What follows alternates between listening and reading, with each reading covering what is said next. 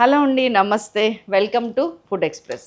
మన ఫుడ్ ఎక్స్ప్రెస్లో ఇవాళ అదిరిపోయే చికెన్ కారం పొడి చేస్తున్నాను అండి. నిజంగా చాలా చాలా టేస్టీగా ఉంటుంది. ఇంగ్రీడియంట్స్ కూడా very simple. Any chicken recipe చేసిన ఇంగ్రీడియంట్స్ ఇంకొకటి రెండు ఎక్స్ట్రా ఉన్నాయి అంతే.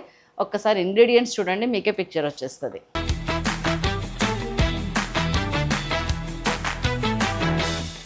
ధనియాలు, ఎండుమిరపకాయలు, ఎండు కొబ్బరి, కరివేపాకు, ఫ్రైడ్ ఆనియన్స్, జీడిపప్పు, ఉప్పు, పసుపు, కారం, గరం మసాలా, అల్లం వెల్లుల్లి పేస్ట్, చింతపండు, ఆయిల్, చికెన్. ఆయిల్ జస్ట్ కొంచెం తీసుకున్నాను, 2-3 టీ స్పూన్స్ అంతే. దీంట్లోకి కొంచెమే తీసుకోవడానికి రీజన్ ఏంటంటే చికెన్ ఉడికి మనకు అవసరం అనిపించినప్పుడు ఎక్స్ట్రా ఆయిల్ వేద్దాం తప్పితే ముందు ఆయిల్ వేయకండి, తర్వాత ఆయిల్ని మార్చాల్సి వస్తుంది. సో చికెన్ వేసేసాను. వేసి దీంతో పాటు వేయాల్సిన ఒకే ఒక ఇంగ్రీడియంట్ అల్లం వెల్లుల్లి పేస్ట్ ఒక 1/2 టీ స్పూన్ వేసుకుంటున్నాను.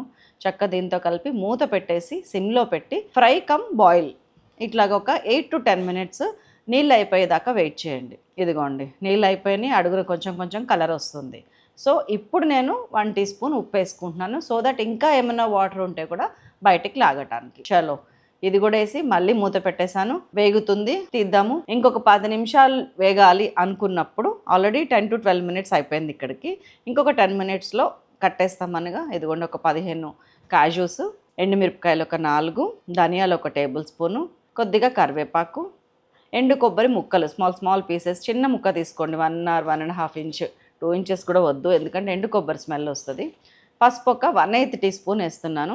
మళ్ళీ ఇవన్నీ కలిపి మూత పెట్టకుండా ఫ్రై చేయండి. ఇప్పుడు ఇంకొక 5 మినిట్స్ ఫ్రై అయిన తర్వాత ఇప్పుడు చింతపండు రెక్కలు ఒక 10 to 15 గ్రామ్స్ లైట్గా పులుపు కోసం చింతపండు రెక్కలు, ఫ్రైడ్ ఆనియన్స్ అండి, ఇవి ఆల్రెడీ ఫ్రై చేసి పెట్టుకున్న ఆనియన్స్, దాన్ని ఒక హ్యాండ్ఫుల్ వేసేసాను. వెల్లుల్లి ఒక 5-6 వేసాను.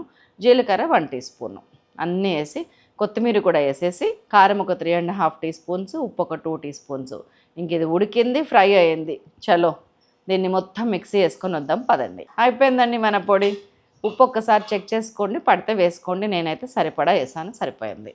ఉండనా మరి మరొక అద్భుతమైన రెసిపీతో మళ్ళీ కలుస్తాను. Thank you.